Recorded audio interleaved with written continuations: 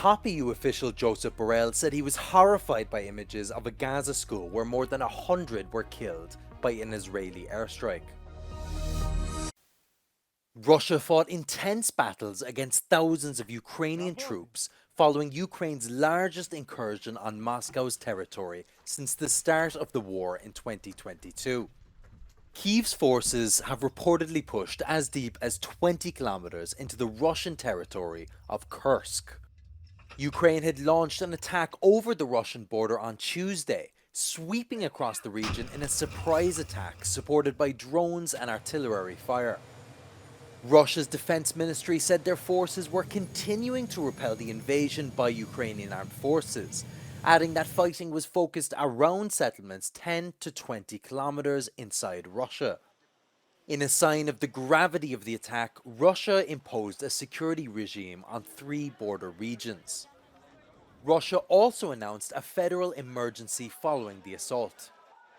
76,000 people were evacuated from the Kursk region following the incursion, according to local media. Humanitarian aid is being shipped to the region from other parts of Russia. A top EU diplomat has said he was horrified by images of a Gaza school hit by an Israeli strike, which killed over 100.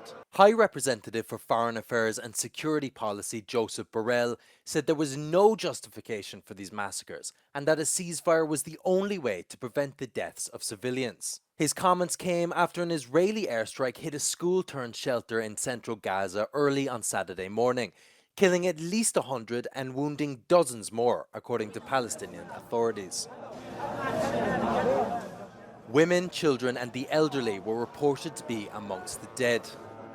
The strikes allegedly hit as people performed their morning prayers. Israel acknowledged the strike on the school in central Gaza City, claiming a Hamas command center had been located within it. However, a top Hamas official denied there were militants in the building. The facility, like almost all of Gaza's schools, had been used as a shelter for people who have been forced to flee from their homes by the war.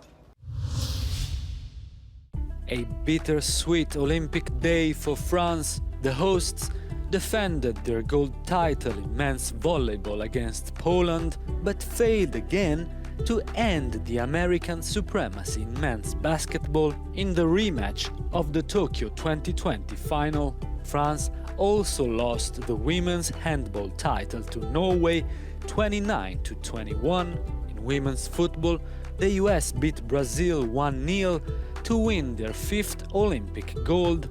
Glory for China as well, after completing an unprecedented Olympic diving sweep of 8 golds.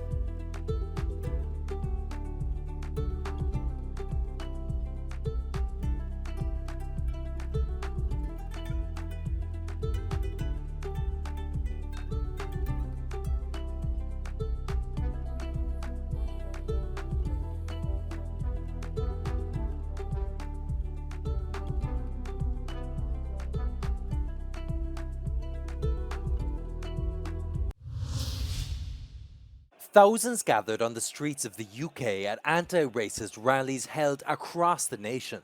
The demonstrations came following anti-immigrant riots which had gripped the country earlier this week following a fatal knife attack on children.